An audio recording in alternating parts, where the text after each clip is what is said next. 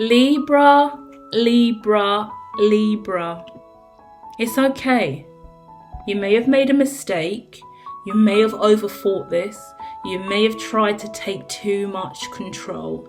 You may have been too forceful. You may have been too forward. You may just want to sit back, say a lot less, and reflect on your behaviour. There looks like there has been this push and pull in sex and romance with someone that you had control over.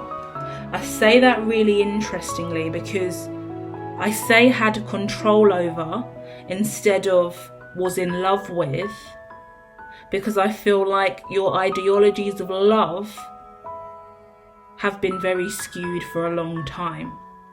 When you go into relationships, you don't really look for love, you look for intimacy, passion, flame, sex appeal, somebody who's willing to give it to you in the way that you want it, when you want it.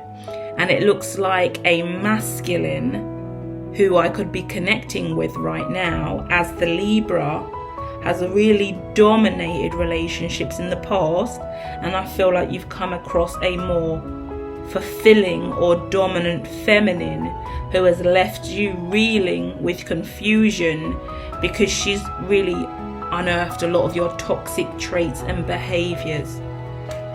I see justice coming out here because I feel like this is a real awakening for you. It takes someone like this to come into your life and give you a very different romantic or sexual experience to make you realize what you were doing in the past, whether it was right or wrong, okay? So whether you are male or female, there has been a real shift in your reality over sex and intimacy, a night out, a day, a night on the town with someone, and how it's come across. Because what was normal and status quo, right? The status quo, yeah. That standard everyday thing that you do in the bedroom or with the others or how you get down, it wasn't what this person was into. It was very not right, inappropriate, uncomfortable. This person could have really withdrawn from you after that, not spoken to you, really dishonoured you in public after that, really spoke ill will of you after that, really unhappy with you, really uncomfortable about the experience they had.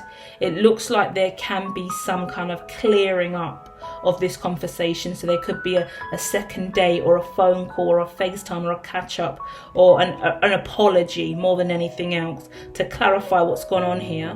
Because instead of you doing something in a specific position in a light way or the right way, you took on a different position that was more undermining to the feminine, if this is a masculine, or too heavy-footed for the feminine approach. Now, I say that hating stereotypes, but I'm getting a real stereotype reading, whereby what a woman should do, what a man should do, a man should do. And whatever's happened here, the man's either been too manly and this woman wasn't for that, or this woman was too unfeminine and the man wasn't for that. Either way, this sexual tug of war, push and pull, intimacy has ended in some real awkward disaster, I want to say. And it's really started to reveal unhealthy habits in the bedroom, unhealthy habits in relationships and dating, what you expect from people, yeah?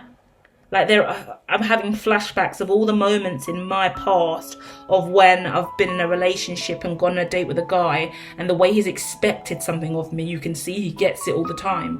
And you look at them like, what? No, I don't do that. And this person's just done it so blasé off the whim, like not trying to twangle you or confuse you or manipulate you. That's generally how they live, and you can see it, like just their demeanor, their body language, and you're like, but I'm not like that. No. So there's a difference in your kind of character and community and culture and social groups, how you grow up, what you do, what you think's appropriate, definitely not appropriate in whatever situation this was. There's been a real cock up, I want to say, right? Take it as it resonates. Something went wrong, real wrong. And as a result of that, this has kind of come to an end. But once again, I see apology, clearing up any confusion, putting this to rest, and really taking time to focus on yourself now, making sure something like this can never happen again. I'm sorry, I wanted you to know this. I'm sorry, I didn't mean for things to go this way. I'm sorry for what I'm said. I'm sorry for what I done. I'm sorry for how I drove. I'm sorry for how I spoke. I'm sorry for how I saw you that night, because it appears that instead of looking at this person as someone genuine that you could have an opportunity to build with, you just saw them as a quick moment. You devalued this person, or they devalued you, right? Sorry, flip the scripts, okay? Because I'm getting pulled to left and right of the story. But whether it's the viewer or you, or the cross watcher,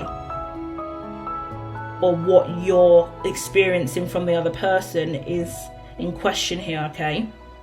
Because there's this push and pull energy between the both of you, and actually it didn't have to be, oh, we love each other and this is romantic and beautiful, but it didn't have to be down and dirty, greasy, disrespectful like it was. Everyone should have been a lot more considerate and valued in the connection. And at one point, the love was there, and it was like, oh yeah, let's all go for this. We're all in the moment and we're all feeling it. But it turned pretty sour pretty quickly. And I feel like someone was left really disrespected and unfulfilled. And now there's a really cold, bitter air. Like the air is sour and salty and bitter and not nice.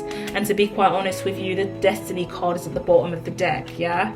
So that's just outrightly talking to me now about this is fated. Whatever's happened here, it's a destined lesson. God's lessons and blessings. It sounds awful because it doesn't sound great, but it sounds like God has stepped in. The angels have stepped in and said, hey, we need to really look at what we think love is and what we think sex is, and what people do or don't want to do in the bedroom, and how we go about doing that, and where you keep your hands until you're allowed to move your hands, and how you ask for consent in the right way, how you bend down, how you lift people up, how you carry people around, how you pounce on somebody, how you undo somebody's clothes or make a suggestion, how you drive, how you prepare drinks, how you offer someone something, and the respects and morals that you have to have around that are incredibly important.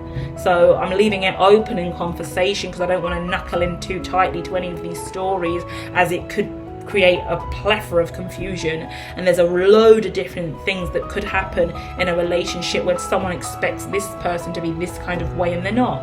Yeah? Get to know someone a lot more before you deep dive in. Learn from this connection, you're going to be fine. Let apologies rise up in any way in which they can, and move on. Take a moment to really think about what you want in love and sex, and if you just want sex, if you do want love, who you do want to be a year from now, and where you want to see yourself, and start setting healthy goals towards that.